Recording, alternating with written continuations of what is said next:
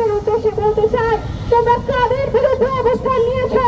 তোমরা তো ভুলে গেছো মুসলমানদের মূল বক্তব্য শাহাদাত, যে শাহাদাতের উপর থেকে আমরা এখনো পৃথিবীতে আছি এবং সামনে বিজয়ী হবে। সেই বিজয় হিসাবে তোমরা লড়াই সকল প্রকার মানবাধিকার সীমা লঙ্ঘন করেছে।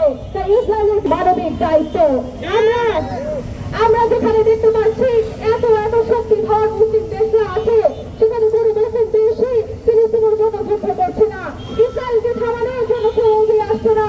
এরকম দুরবস্থায় ফিলিস্তিনের জুলুম সহ্য করতে পেরে যেখানে ইসরায়েলের জুলুম সহ্য করে ফিলিস্তিনের মানুষরা একেবারে আশাহত হয়ে যাচ্ছিল, সেই সময় আল্লাহর শক্তি হয়ে ইরান অর্থাৎ আমাদের সকলের রাহবারের প্রিয় দেশ সাইয়েদ আলী খামেনাই অবস্থান নিয়েছে। সাইয়েদ আলী খামেনাই হচ্ছেন মুহাম্মদ সাল্লাল্লাহু আলাইহি ওয়াসাল্লামের পরিবারের অংশ এবং তিনি ইমাম হুসাইন আলাইহিস সালামের আদর্শ দিয়ে বর্তমানে ইসরায়েলের বিরুদ্ধে যুদ্ধ করছে। সেই জাতি, সেই নেতা, সেই মুসলিমরা ইমাম হুসাইন আলাইহিস সালামের আদর্শ নিয়ে যুদ্ধ করে, সেই যুদ্ধ কখনো পরাজয় আসবে না, বরং বিজয় সুনিশ্চিত হবে। ইমাম হুসাইন আলাইহিস সালাম হচ্ছে জাতির এবং ন্যায়ের প্রতীক। ইমাম হুসাইন আলাইহিস সালামের সাথে মাত্র ৭২ জন যোদ্ধা ছিল। তিনি সংখ্যার জোরে তো বিজয় হননি, তিনি শাহাদাতের জোরে বিজয় হয়েছিলেন। তাই ইমাম হুসাইন আলাইহিস সালামের মতো আমরা সংখ্যার জোরে বিজয়ী হতে চাই না, আমরা ইমানের জোরে, শাহাদাতের জোরে বিজয়ী হতে চাই।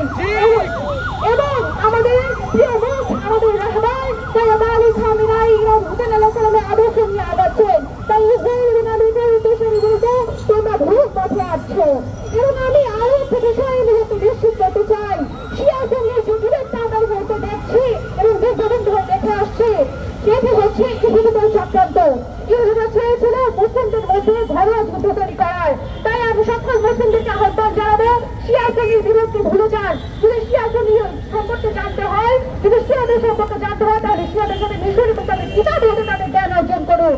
শিয়াদের এবং বাকি মুসলমানদের আল্লাহ এক, কোরআন এক, নবী মুহাম্মদ সাল্লাল্লাহু আলাইহি ওয়াসাল্লামের উপর আকীদা এক এবং তারা আহলে বায়াতের উপর বিশ্বাসী। এবং এই মুহূর্তে যদি আমরা ইসরায়েলের বিরুদ্ধে যুদ্ধ করতে চাই এবং ইসলামকে জয় হিসাবে দেখতে চাই, তাহলে অবশ্যই আমাদের ইরানকে সাহায্য করতে হবে, ইরানকে সংহতি জানাতে হবে এবং ইমাম হুসাইন আলাইহিস সালামের আদর্শ নিয়ে যুদ্ধের ময়দানে শাহাদাতের উদ্দেশ্যে যুদ্ধ করে যেতে হবে। আপনাদের সকলকে ধন্যবাদ জানাই আজকে আমাদের এই সংহতিতে অংশগ্রহণ করার জন্য।